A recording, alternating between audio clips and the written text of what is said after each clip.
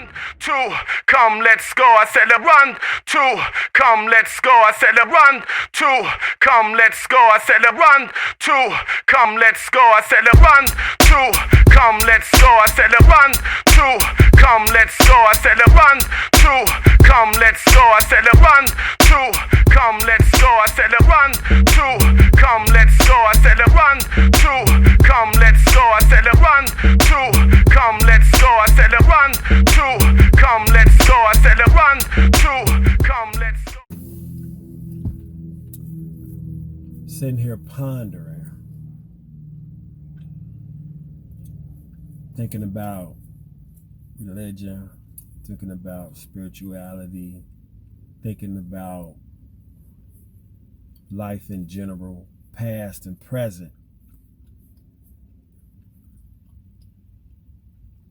I've come to a conclusion. It's a personal hypothesis that doesn't have any merit whatsoever that I know of, but upon pondering, God is time.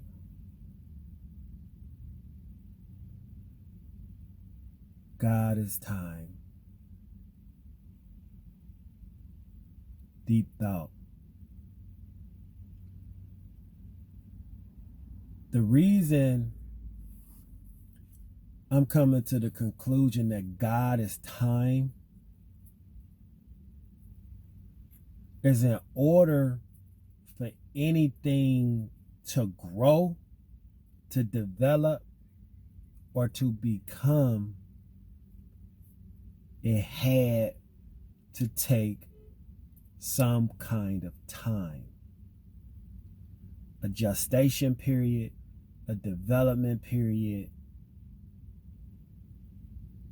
a boom period. It takes time for a boom to happen, for chemical reactions and the protons and electrons to come together to create an atomic boom.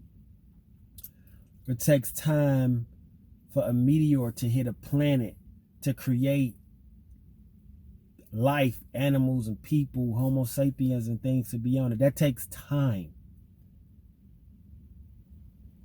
Whatever is born dies, which means they were born here, they die here. That's time.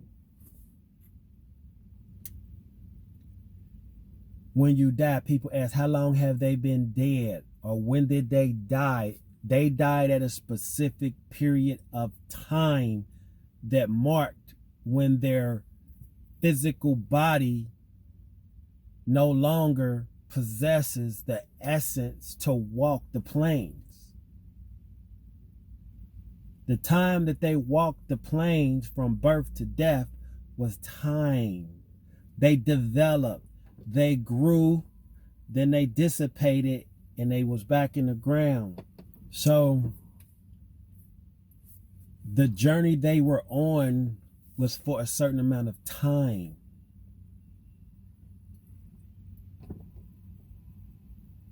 So when you really think about it, to make a shirt, to grow food, to develop an egg, to make juice, for a fruit to grow, to eating, it takes a certain amount of time. Nothing can beat time, because you had to be born to develop. Like turtles could live to 150, alligators 100. You know, it's different plants that are hundreds of years old. They still are doing time, but when it's over, their time is up. So in the end, time wins. So time has to be God, because God always wins.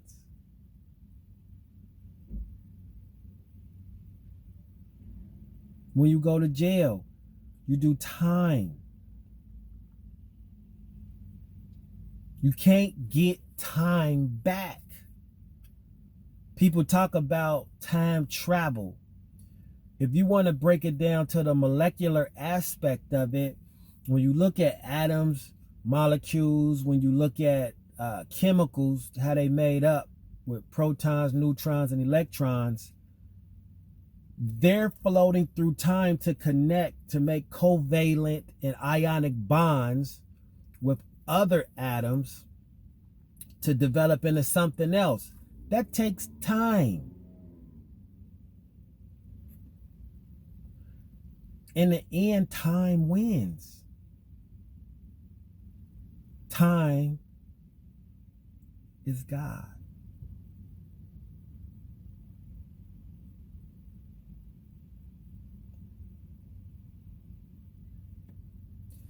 One last thought.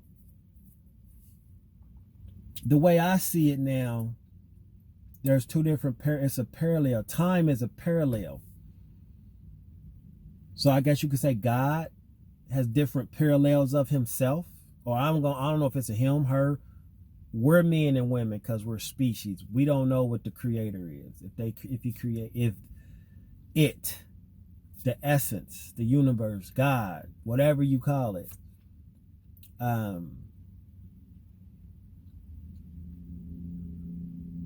developed it. I would say time has parallels. Like if you want to time travel, you got your physical body that's molecular, has the proton, neutrons, and electrons. Then you have your essence or your spiritual self that's connected to this body that's locked on earth. You know what I'm saying? Then you got your heart, which is, the soul and things of that nature. So that's spirit,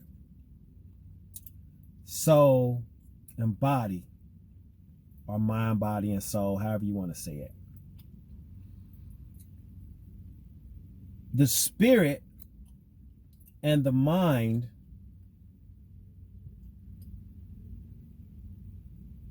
can time travel, because if you stop and think back, your first day of school, your first day of college, your first day of volleyball practice, you could visit that here. So you're going back in time. You know what the day was like, what the warmth felt like, what it smelled like, all of that. So you time travel here in your mind or your spirit. Boom. When you time travel there and get in that deep thought, what happens to the physical? You zone out. So it's like your spiritual mind left and time traveled back, and your body was just sitting there like this with your eyes open, doing what it's supposed to do. Your physical brain is saying blink, breathe. So in the brainstem, which basically gives your signals of what your body should do, heartbeat, circulation, blink, breathe. All that happens in the brainstem back here. So that's for the body. So that's automatic. That's like you turned your car on and it's running, the oil pumping, the gas going. It's automatic. Long as all the parts working, it's gonna do it. So it's almost like a part of the computer that's just, making things work. So that's on automatic pilot for this vessel, for this body, this machine. While your mental essence that's here now time travels back to those moments. Then what happens when you come back?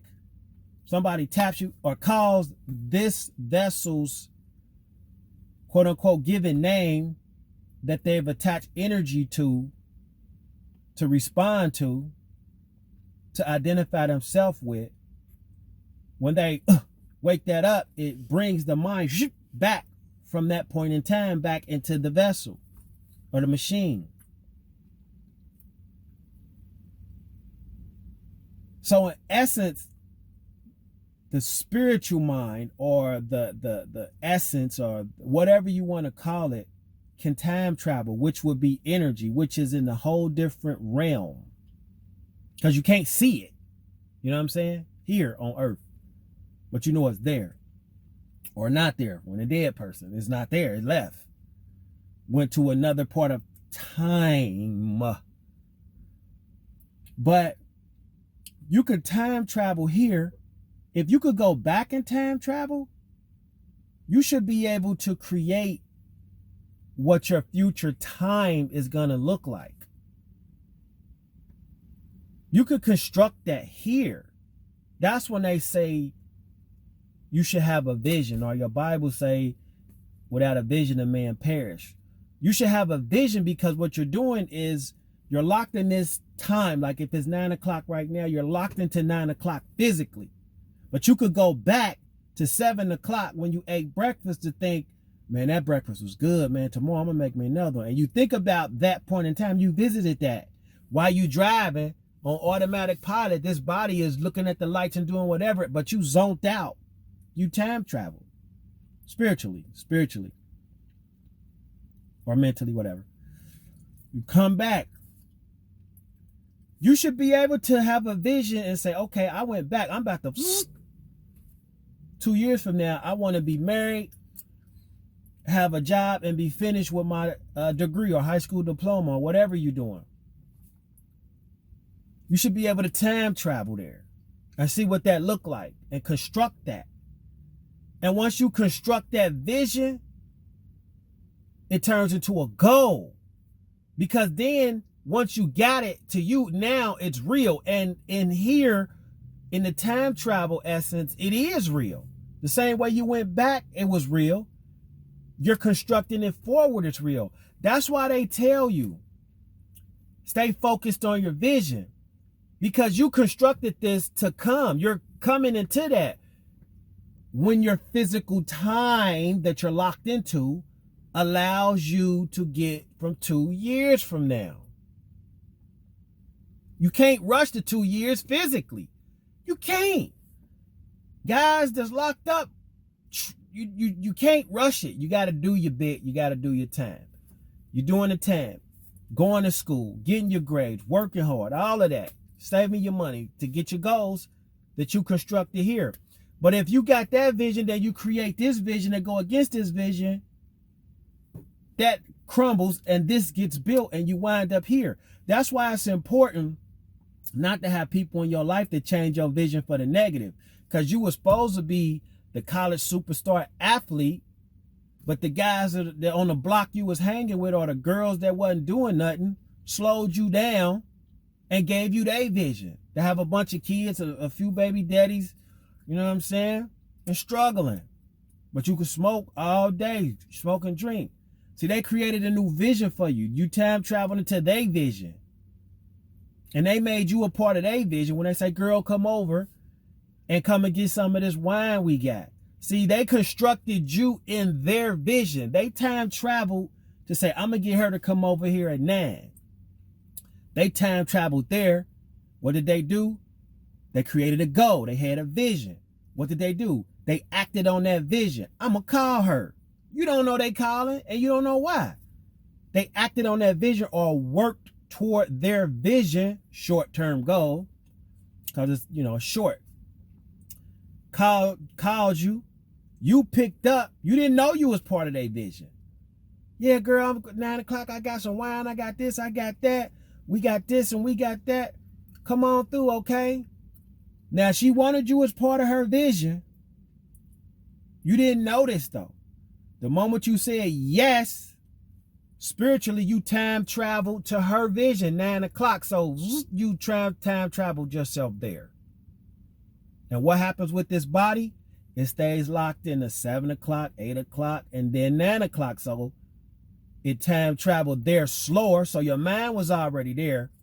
And it zoomed back into your physical body. Your body took a shower, put on clothes, got made up, got in a car, drove there because you were stuck in this physical time, and you completed her vision that she time traveled and constructed. The same way you could construct short-term visions like that, you could construct long-term visions, such as the house you desire, such as the car you want to drive, the health you want to have, the family you want to have. But you have to stay focused on the vision you created when your mind or spiritual mind time traveled. And don't get distracted into other people's visions or moments in time that they want you there. That's what work is. Once they hire you or they need an employee, they have a vision. We need somebody to fill this empty chair. Their vision is to fill this empty chair. What are the type of people we looking for? For my vision, the time travel vision for this point in time to be full by next week. That's a point in physical time. They can't rush that. So they put an ad out. People respond.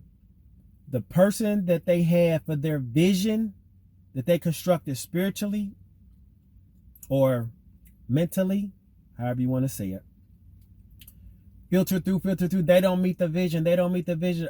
This person meets the vision. Call them, come on in, interview them a little bit more. They fit the vision.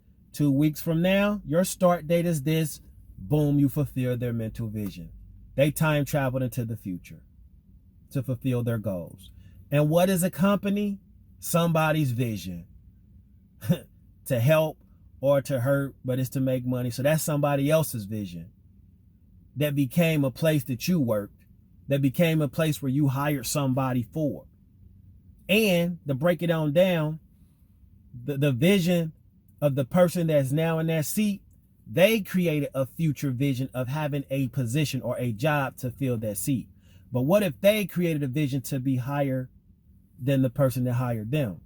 Then they would have strived to do it and they never would have sat in that seat. So I know that's a lot of information. I know it even might be out there. But in order for you to grow, you're going to have to go out there a little bit off your little limb.